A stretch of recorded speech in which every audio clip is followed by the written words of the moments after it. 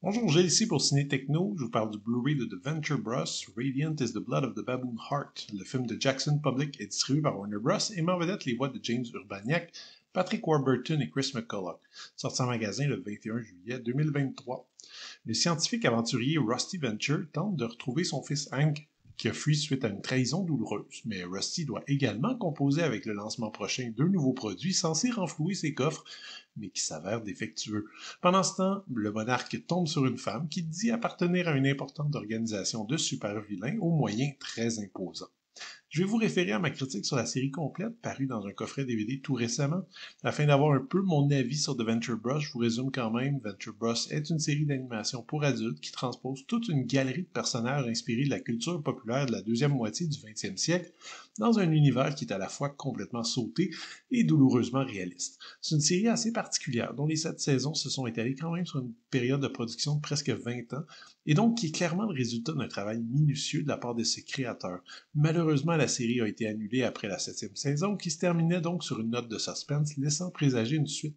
J'ai pas l'impression que Venture Brothers bénéficie d'un succès populaire aussi énorme que Rick et Morty ou South Park, par exemple, mais ses fans ont quand même persévéré, les producteurs aussi. En lieu et place de 8e saison, ils ont résumé plusieurs de leurs idées dans ce long métrage, qui se présente donc comme la suite légitime de la série.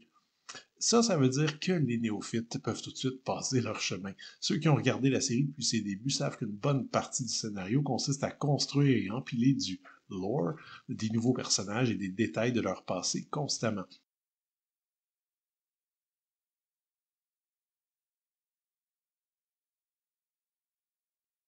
Radiant is the Blood of the Baboon Heart débute donc exactement là où le dernier épisode de la 7e saison nous laissait et ne perd pas de temps à expliquer ce qui s'est passé ni qui sont tous ces personnages colorés. C'est donc clairement à réserver aux fans et donc tous ceux qui ont déjà regardé les 7 saisons d'abord. Ensuite, même si c'est un long métrage et que l'animation semble plus travaillée, exploitant par exemple régulièrement une imagerie de synthèse bien intégrée, le style demeure exactement le même et donc les amateurs se retrouveront bien vite en terrain connu avec une œuvre dont la structure est davantage celle d'un épisode télévisé étendu que d'un vrai film.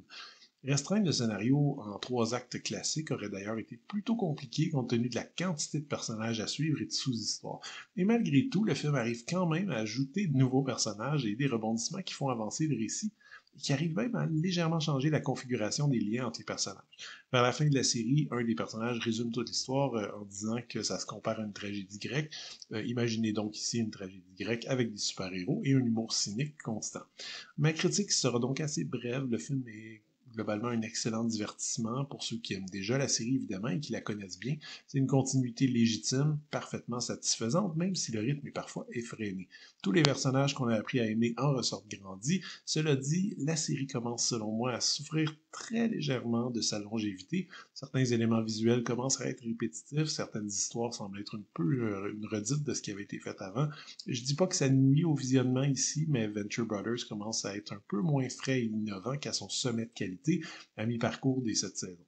Si la série se termine avec ce film, ce serait selon moi une fin glorieuse, efficace et audacieuse. Si les créateurs décident de continuer après, je commencerai peut-être à faire attention.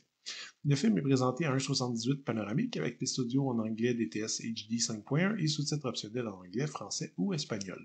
Comme supplément, on a droit à 2 pistes de commentaires des créateurs Jackson Public et Doc Hammer. La première est plus classique, elle leur donne la possibilité de discuter du film et de sa conception. La deuxième leur offre en fait la possibilité de lire et de répondre à des questions envoyées par les fans de la série.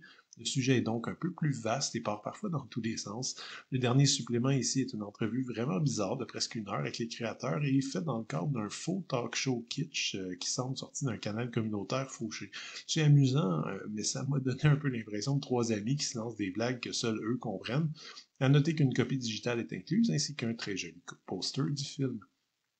The Venture Brothers Radiant is the Blood of the Baboon Heart est une suite et une conclusion logique, surprenante et très divertissante à une excellente série télévisée qui a su trouver un équilibre entre cynisme et empathie, satire et hommage, aventure survoltée et humour nonchalant. À mon sens, la série pourrait se conclure ici. C'est un film satisfaisant qui est par contre vraiment réservé à ceux qui ont déjà vu les 7 saisons de Venture Brothers d'abord. C'était Gilles, merci, bon visionnement.